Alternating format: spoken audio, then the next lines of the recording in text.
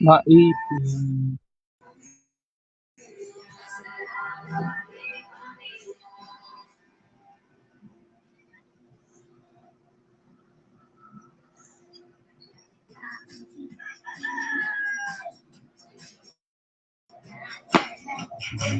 Okay, naka-live na. Naka-live na tayo. Opo. Okay, to the most high. To our brethren scattered over all nation, and binabati po namin ang bawat isa ng Happy Sabbath at sa bawat isa sa atin. Ako po ang Daniel Ira at ang aking kasama po. Pakilala kayo, pakilala po kayo. Ako po si Araya Inawa. All praise to the Most High. Yahweh Basham Yahweh Shai. Happy Shabbat Shalom Yasharala. Happy Sabbath.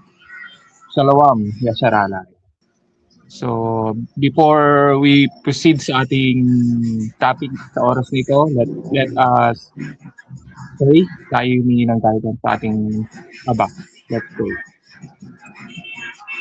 Aba, Yahweh, salamat po sa oras nito.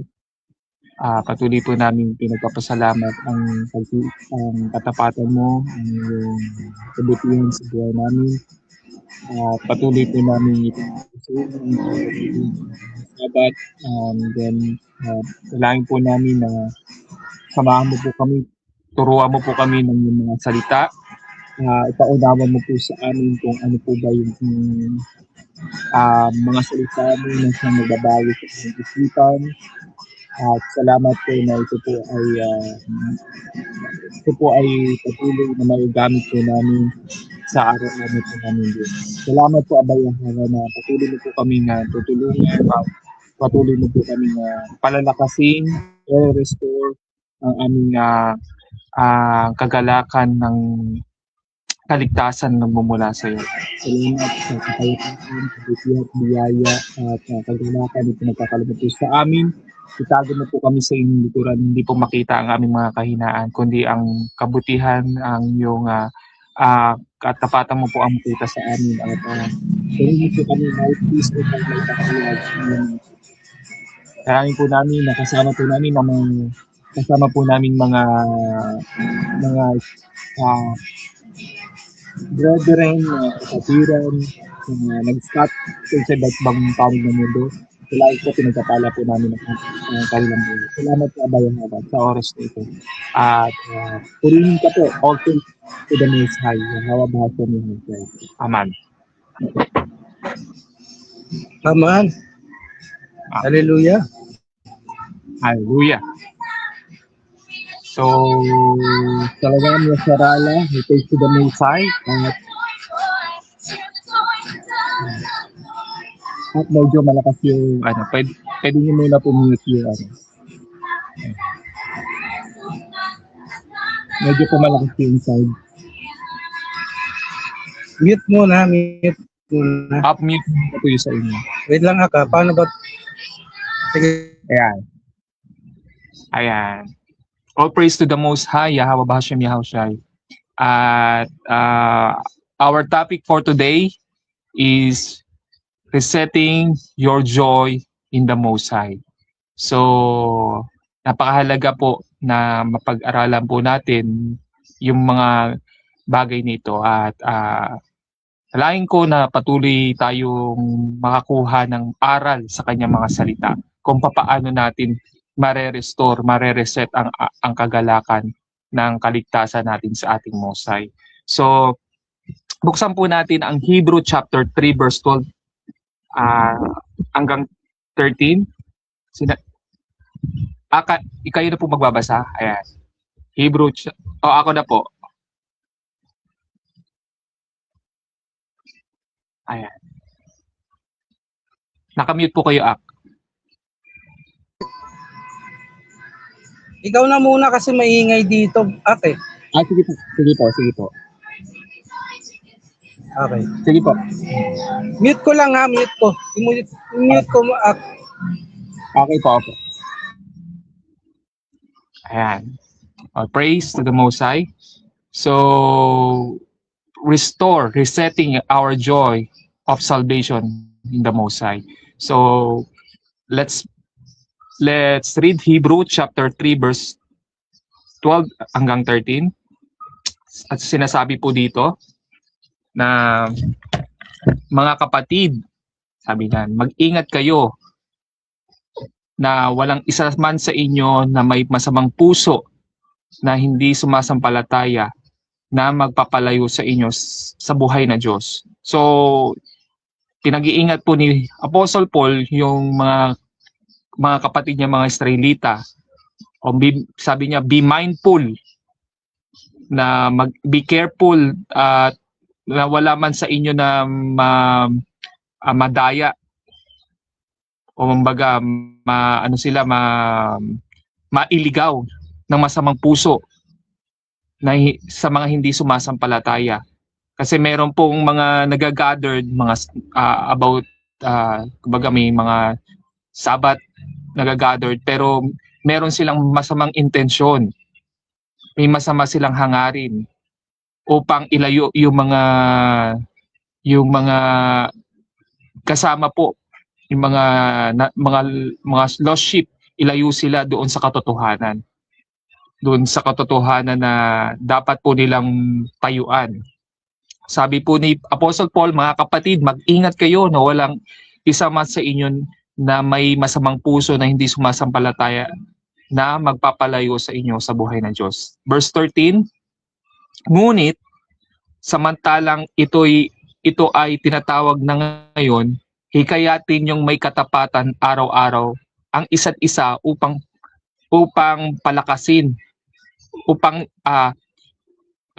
muli, ngunit samantalang ito ay tinatawag na ngayon, nangyayari na ngayon, hikayatin yung may katapatang araw-araw ang isa't isa upang hindi patigasin ng daya ng kasalanan ang puso ng sinuman sa inyo. Ano pong ibig sabihin ni Apostle Paul dito?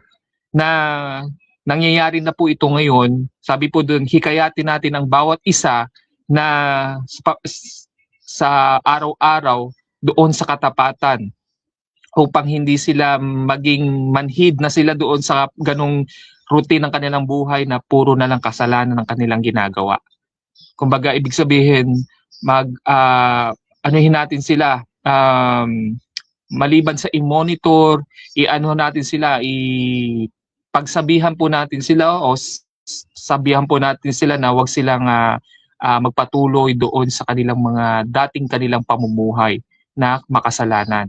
So, dapat sila ay manatili doon sa paglago, manatili sila doon sa paglago sa katotohanan ng ating Aba. So, ayun po.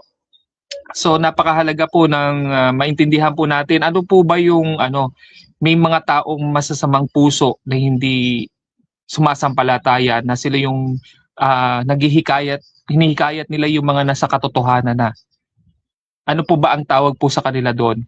Makikita po natin yan doon sa Apocrypha, doon sa The Songs of the Three Holy Children, chapter 1, verse 6.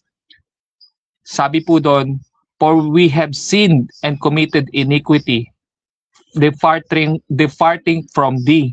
So sila po yung gumagawa ng kasalanan, yung nagko-commit sila ng mga iniquity.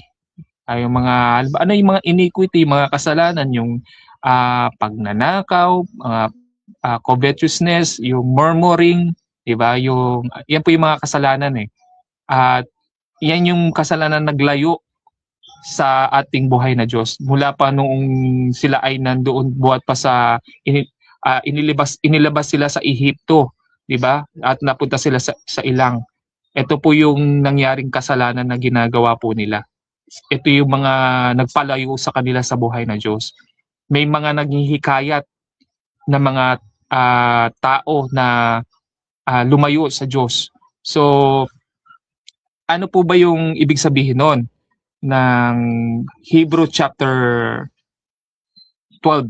So, yan, yung mga taong yon, sila yung mga taong yon na be careful, be mindful tayo dun sa mga taong yun, ng mga nagkukunwari.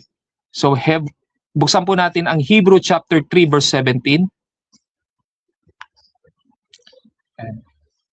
At kanino siya nagalit sa loob ng 40 taon? Yan. Hindi ba doon?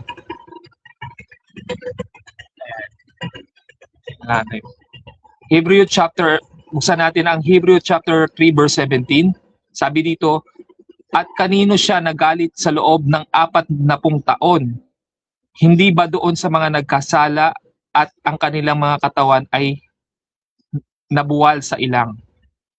Sabi ni Apostle Paul, doon sa panahon na ito ay yung mga inalis po ng ating Aba doon sa Ehipto, sa pagkakaalipin sa Ehipto. At kumbaga gusto nilang ilagay, kumbaga gustong ng Aba na yung Mosai na dalhin yung mga Ehipto, mga inalipin sa Ehipto doon sa lupang pangako. Ngunit ano ang nangyari doon sa panahon na yon? Sabi po doon, at kanino siya nagalit sa loob ng 4 taon? Nagalit pong ating Aba sa kanila. Sapagkat ano po ang nangyari? Hindi ba doon sa mga nagkasala at ang kanilang mga katawan ay nabuwal sa ilang? Kumbaga, dahil nagalit ang Aba doon sa kanilang mga attitude, character, sila ay namatay. Ibig sabihin po, yun po ang ibig sabihin po sa Hebrew chapter 3 verse 17. Hindi sila nakapasok sa lupang pangako. So, mahalaga na maintindihan po natin paano natin i-restore, paano tayo makakapasok doon sa kagalakan ng kaligtasan ng ating Aba. So, buksan po natin ang Ecclesiastes chapter 8 verse 11.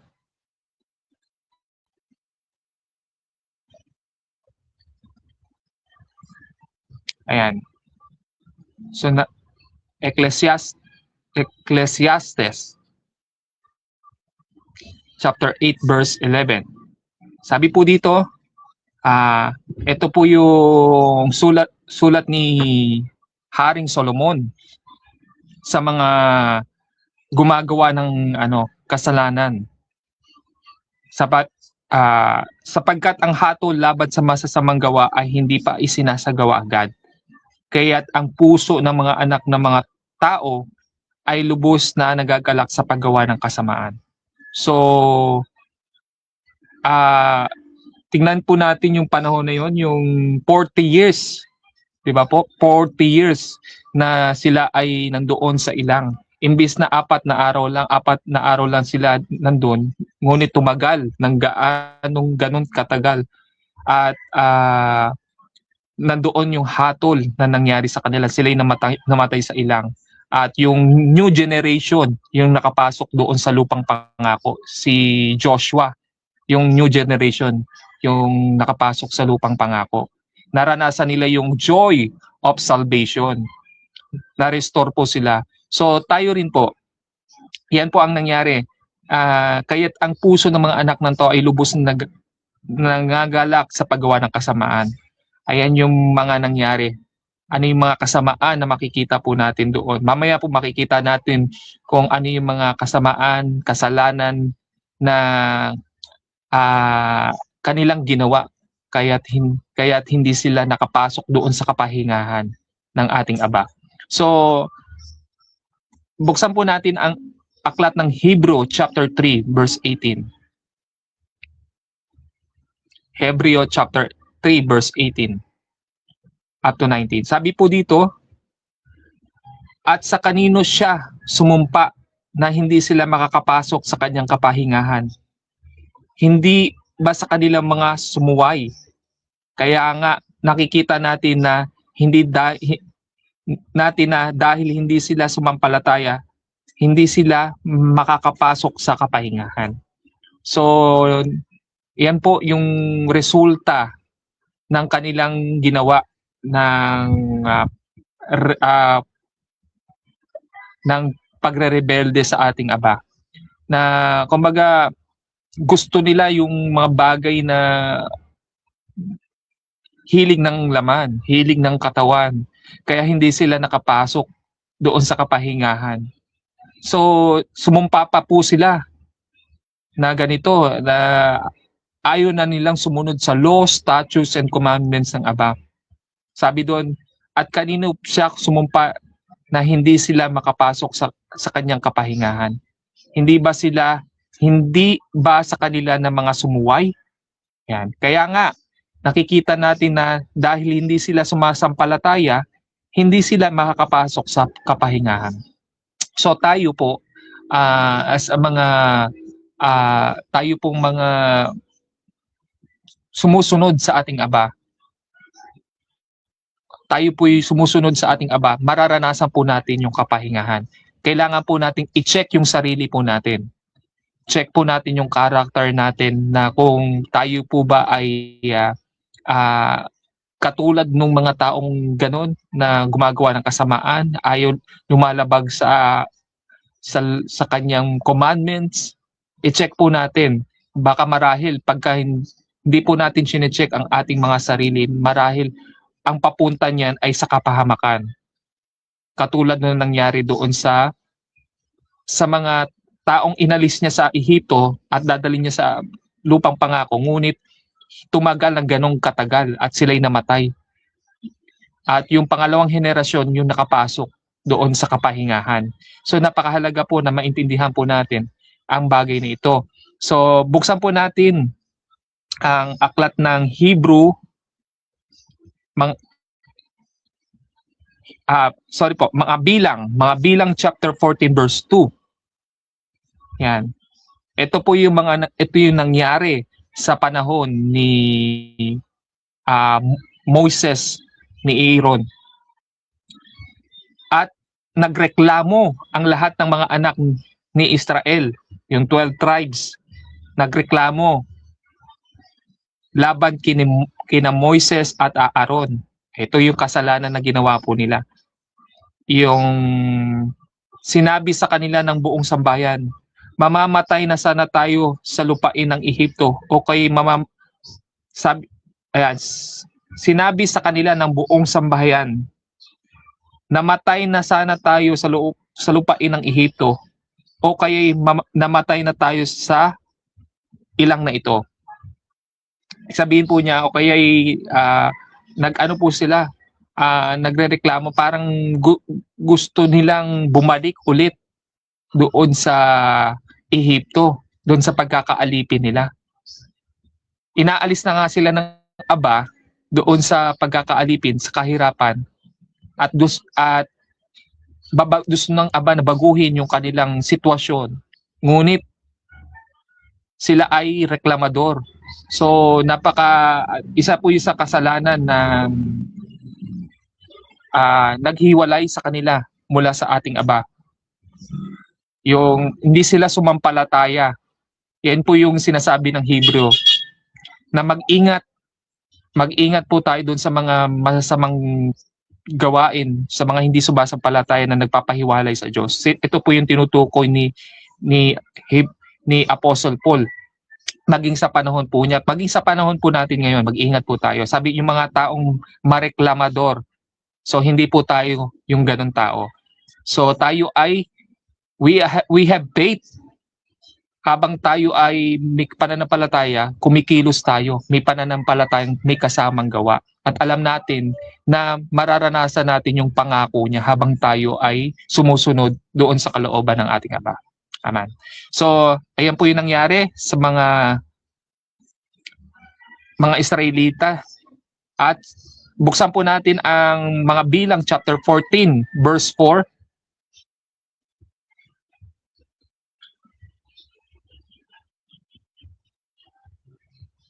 Ayan.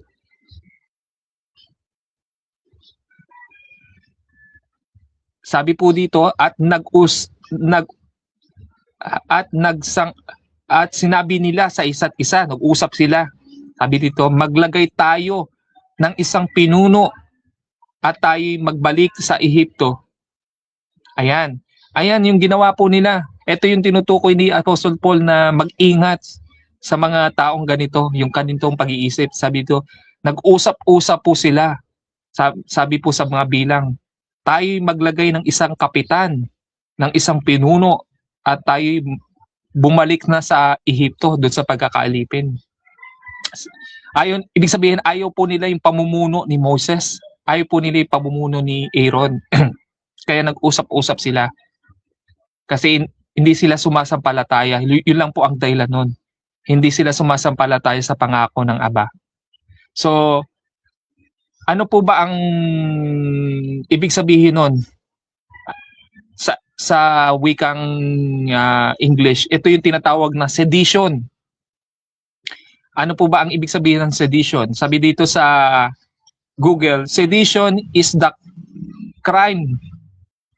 Sabi doon, krimen, using speech, ayan, writing or action to stir up people to rebel or rise up against the government.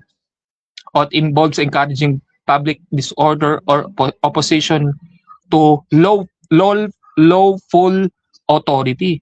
Diba po, doon sa panahon ni Moises at ni Aaron, sila po ay lawful. Sila yung lawful authority. Sila yung inatasan sa mga batas. Diba? Ngunit ayaw sumunod ng mga ano po yung sinabi, ayaw, nagrereklamo yung mga anak ng Israel, yung 12 tribes, kay Moises at Aaron. At sinabi pa nila na nag-usap-usap pa sila na gusto nilang palitan o maglagay sila ng isang pinuno na maglilid sa kanila na magbabalik sa Ehipto. Sabi po dun sa Bilang chapter 14 verse 10, Bilang chapter 14 verse 10 hanggang 12. Yan, ito po ang napaka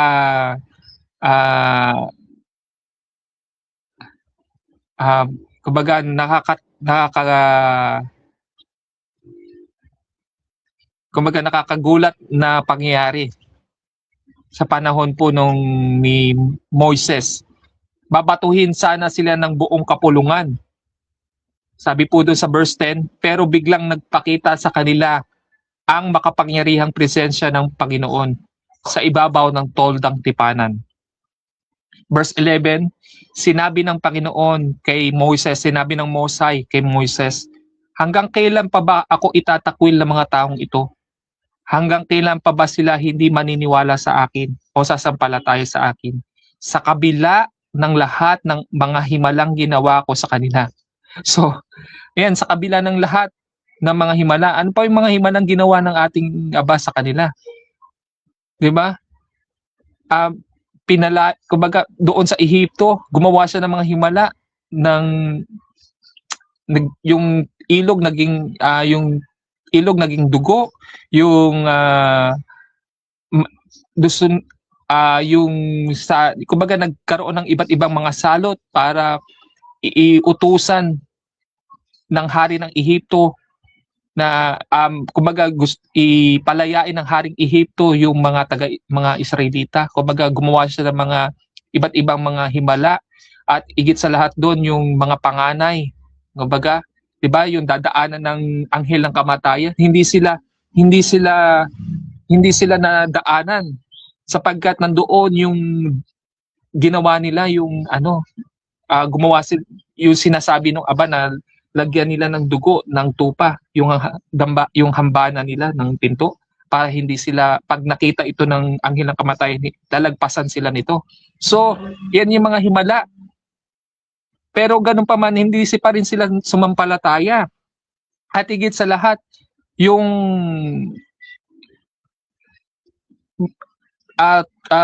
sasalakayin sila ng kawal ng Ehipto, ngunit gumawa ng himala ang ating Aba na sila ay protektahan pa rin ng malaking apoy para hindi sila maabot ng kanilang mga karwahe. At higit sa lahat, hinati niya yung dagat para sila ay makatawid sa kabilang ibayo. So, hindi sila grateful. Yun lang po yun. Hindi sila grateful sa mga pangyayari nila sa kanilang buhay na napakagaling, napakaganda, nakamangha-mangha yung ganitong pangyayari na ginagawa ng Aba sa buhay nila, ngunit hindi sila grateful. Gusto silang, kakaiba silang, tinatawag silang chosen. yung panahon na yun ginagawa tinatawag nung panahon ni Moises yung mga mga reklamador, tinatawag silang chosen people, chosen generation. Ngunit may attitude silang ganon, karakter silang hindi nila chinek yung karakter, kaya naman hindi sila nakapasok sa kapahingahan. So sabi po dito, sinabi ng Mosai, hanggang kailan pa ba ako itatakwil ng mga taong ito? Hanggang kailan pa ba sila maniniwala sa akin na sa kabila ng lahat ng mga himalang ginawa ko sa kanila? Yan. Padadalahan, ito, dahil sabi nga doon sa may kasabihin nga, pagka puno na ang salok, pag puno na ang dapat ng kalusin. Kumbaga napuno na dito ang aba. Sabi dito sa verse 12, padadalhan ko sila ng salot at papatayin ko sila. Pero gagawin kitang isang bansa na mas makapangyarihan at matatag kaysa sa kanila. Yan. Yung mga ganitong karakter nila sa aba, yung kanilang hindi pananampalataya sa kanila, sa kabila ng lahat ng ginawa ng aba, sabi niya, padadalhan sila ng salot at papatayin sila. So, yun ang mangyayari sa kanila. At ayaw naman natin na ganun yung buhay natin. At kumbaga marami tayong mapupulot na lesson doon sa pangyayaring yun. Kaya tayo po ay maging grateful lagi.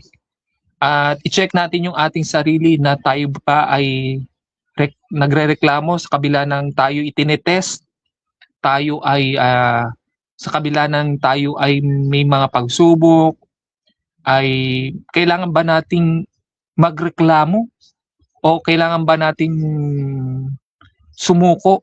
Ayaw ko na ba? Hindi po dapat, sapagkat sa panahon na yan, tinetest niya yung karakter natin. Marami siyang ginagawang mga himala, ngunit kailangan lang po nating alalahanin yun. Maging grateful tayo. Sa umaga pa lang, nakakagising tayo, di ba? Hindi natin kayang alagaan buong magdamag yung ating sarili sa pagtulog. Isipin po natin yun. Pagising natin sa umaga, maging grateful po tayo sa ating Aba. Magpasalamat tayo. Hilingin natin na samahan niya tayo at patuloy niya tayong gabayan sa buhay sa araw na to. So napakaganda ng ating na lesson na mapupulot natin dito sa buhay ng mga Israelita sa panahon ni Moises. Buksan po natin back to Hebrew chapter 3 verse 18 to 19. At sa kanino siya sumumpa na hindi sila makapasok sa kanyang kapahingahan? Hindi ba sa kanila na mga sumuway? Kaya nga nakikita natin na dahil hindi sila sumasampalataya, hindi sila nakapasok sa kapahingahan. So, yung kapahingahan po na yun ng Aba is doon sa kingdom niya. Yung everlasting life yun. So, mararanasan po natin yung kapahingahan na yun. Sa kanya lamang po. Basta't sumampalataya tayo sa kanyang pangako. Faith with works. Yan. Sabi, kailangan nating, yung pananampalataya natin, kailangan samahan po natin ng gawa. Kasi ang pananampalatayang walang kasamang gawa, patayan. Kailangan po nating, yung habang tayo ay tinadala ng ating Aba doon sa kanyang pangako, kailangan sumunod po tayo doon sa law, statutes, and commandments niya. At yan, wag po tayong maging katulad ng mga Israelitang mareklamador. Kasalanan po yan, iniquity po yan sa harapan ng ating Aba. Yan. Buksan po natin ang awit.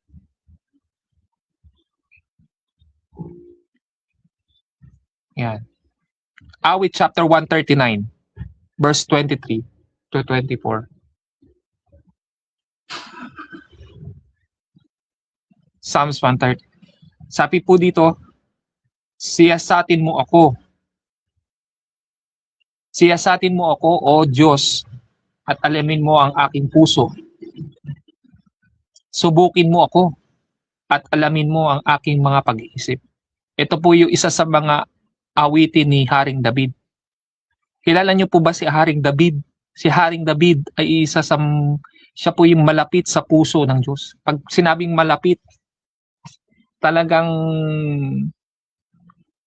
ano sila,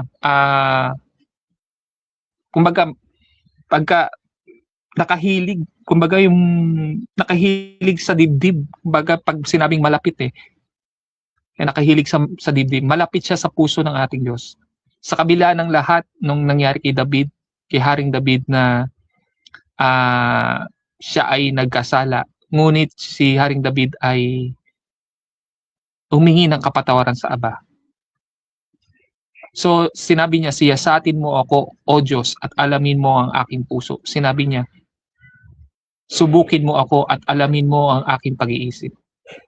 So si Haring David, siya ay kumbaga, 'di ba nakita natin yung kanyang buhay na siya ay pinromote ng ating Aba, dating kalagayan na pastol, siya ay naging hari. At nung siya ay naging hari, dito nagsimula yung kanyang journey na nagkasala siya dahil kumbaga isang kasalanan, yung pangangalo niya na yon,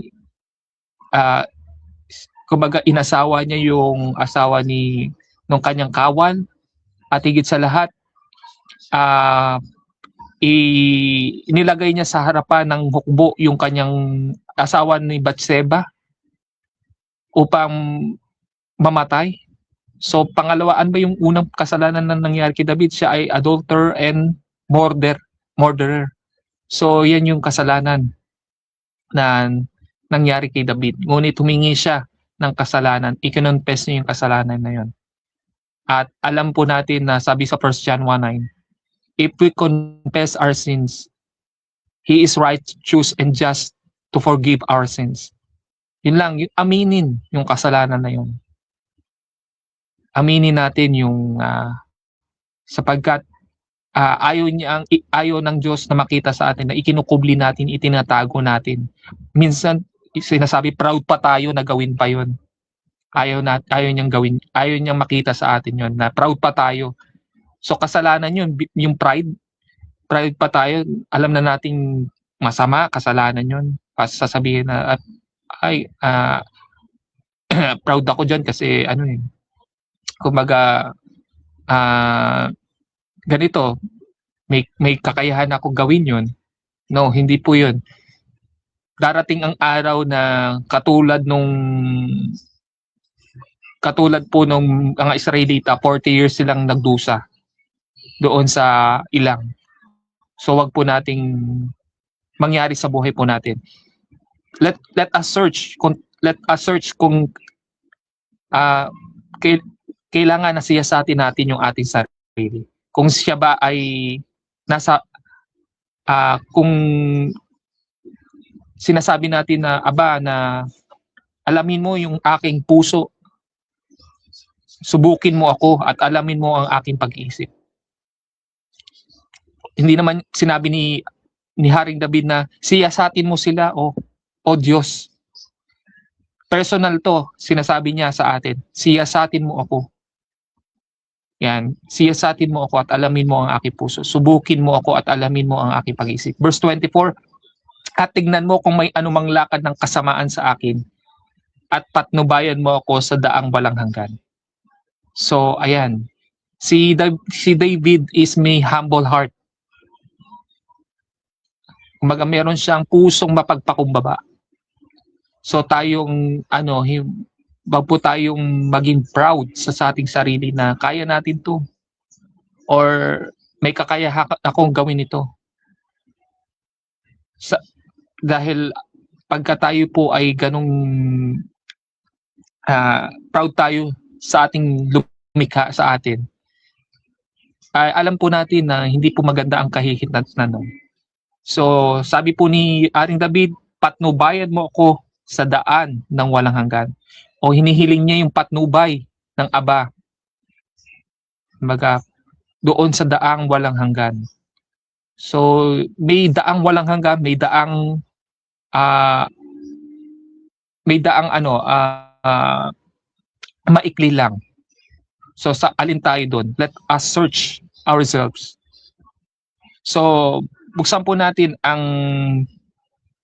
mga awit 25-21.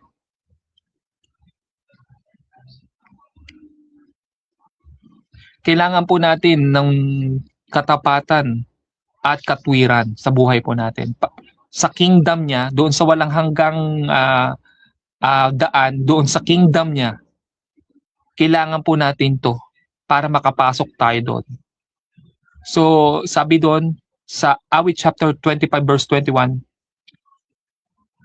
iligtas nawa ako ng kabutihan dahil sabi po dito, mag-ingat sa akin ang pagtatapat at katwiran sapagkat inihintay kita.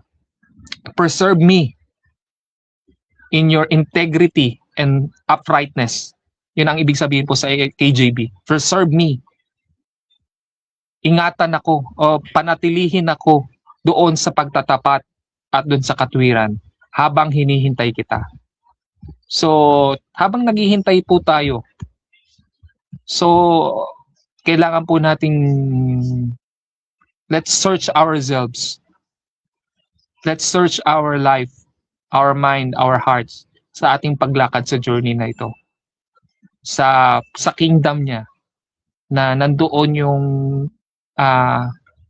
integrity. Napakahalaga yan, integrity. At yung kanyang uprightness, yung kanyang katwiran. O ito po yung wisdom na ibinibigay po sa atin. Napakahalaga ng wisdom sa buhay po natin. So, habang tayo naghihintay sa kanya, upang hindi tayo malayo sa ating yung pananampalataya natin sa Aba, kailangan po natin ma-preserve, ingatan natin yung ating sarili. So, buksan po natin ang awit chapter 51 verse 10. Isa sa mga magandang panalangin ni Haring David. Awit chapter 51 verse 10 to 11. Likhain mo ako ng isang malinis na puso, O Diyos, at magbago ka ng isang matuwid na espiritu sa loob ko. Huwag mo akong paalisin sa iyong harapan at huwag mong bawiin ang iyong santong espiritu sa akin. Diba po? Ito po napakagandang panalangin ni David. Kumbaga doon sa kumpara doon sa kay Haring Saul. Si Haring Saul, kinubli niya yung kasalanan niya eh. Nagpatawag pa siya ng spiritista para tawagin patay na si Prophet Samuel, pinatawag pa niya, kinambala pa niya.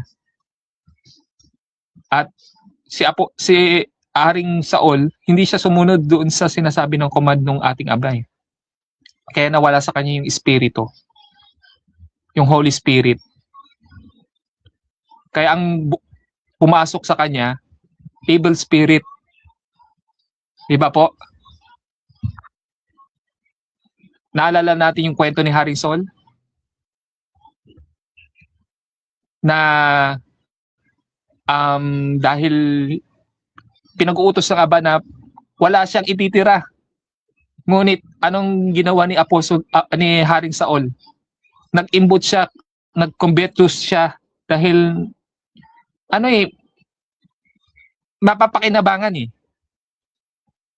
Kumbaga, hindi niya sinunod yung statutes, commandments ng Aba na wala silang ititira na kahit ano doon sa kanilang mga kalaban. Maging hayop, wag nilang pag-iimbutan. Ngunit yun ang ginawa ni Haring Saul. Hindi siya sumunod sa voice sa command ng ating Mosai. Kaya umalis sa kanya yung espiritu at ang pumalit yung masamang espiritu na gumagambala sa kanya. Depression, anxiety, espiritu po yan. So, yun lang po ang pagsunod. Kumbaga yung imbis na mailigtas si Harrison sa kanyang maging maganda yung kanyang kalagayan, makapasok siya sa kapahingahan. Wala. Yung kanyang journey is hindi ganon, hindi nangyari yung ganong magandang pangyayari sa kanyang buhay. So si Haring David, ito ang napakaganda kay Haring David. Bagamat siya'y nagkasala, inamin niya yung kanyang kasalanan at hindi siya nagpatuloy. Kaya nga siya'y tinawag ng malapit sa puso ng ating Mosai. Sabi niya, likain mo ako ng isang malinis na puso. Lumikha ka sa akin ng isang malinis na puso, o aking Mosai, at magbago ka ng isang matuwid na espiritu sa loob ko. Restore, reset. I-reset mo, magbago ng isang matuwid na espiritu sa loob ko. Wag mo akong paalisin sa iyong harapan. Yan. Kumbaga, kinilala niya na yung sarili niya sa harapan ng ating Aba, na wag mo akong itaboy, wag mo akong itakwil. At wag mong bawiin ang yung Santong Espiritu sa akin. Yan, napakahalaga ng Holy Spirit sa buhay po natin. Siya yung nagko-comfort, siya yung siya yung nagtuturo sa atin, nagbibigay ng wisdom para tayo makalakad ng matuwid. Makalakad ng may katapat at may katwiran. Yung integrity at yung uprightness. So yan ay isa sa panalangin ni Haring David. Sana ganun din po ang ating panalangin. Pag po tayong magkubli sa kasalanan, ngunit bagkos aminin natin. Ako po, wala tayo, sabi sa Bible, walang sino man ang matuwid sa harapan ng Diyos. Lahat ay nagkasala. Yun ang sinabi. Diba? Walang sino man ang matuwid. Lahat ay nagkasala. Ang mahalaga lang po ay ano po natin sa kanila, masabi po natin sa ating Aba yung ating mga kasalanan. So, at patatawarin niya tayo. Buksan po natin ang 2 Timothy chapter 3 verse 15.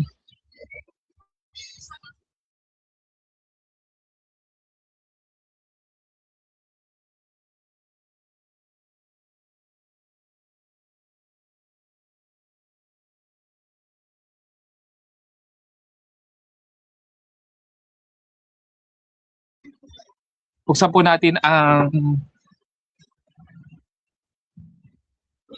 Timothy chapter 3 verse. Buksan po natin ang 2 Timothy chapter 3 verse 15. Yan. Mula pa sa pagkabata ay alam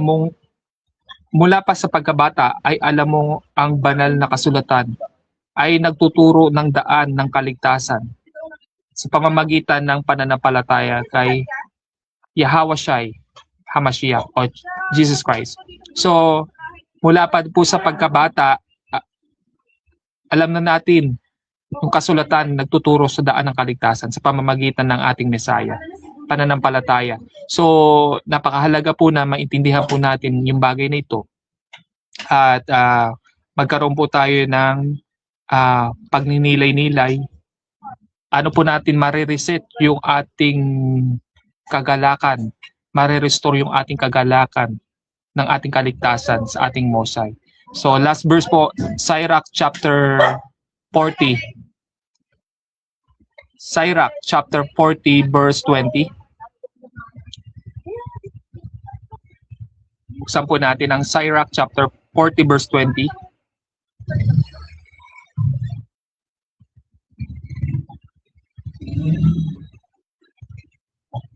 Sabi dito, ang alak ay at tugtugan ay nakakapagpaligaya ng puso. Ngunit mas mainam kaysa mga ito ang pag-ibig sa karunungan. So, yun po ang napakahalaga. Yung pag nakakarinig tayo ng mga tugtugan, nakakainom tayo ng mga wine, maganda yan sa kalusugan, maganda yan sa pandinig po natin.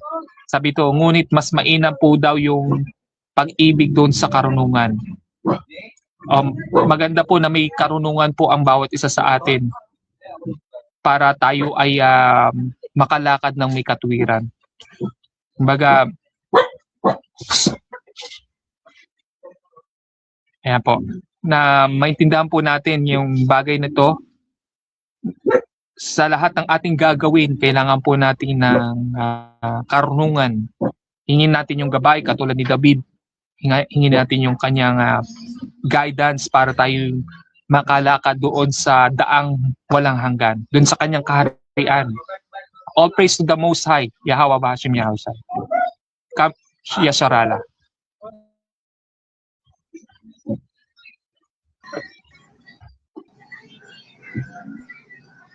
All praises to the Most High. Come, Yesharala. Kam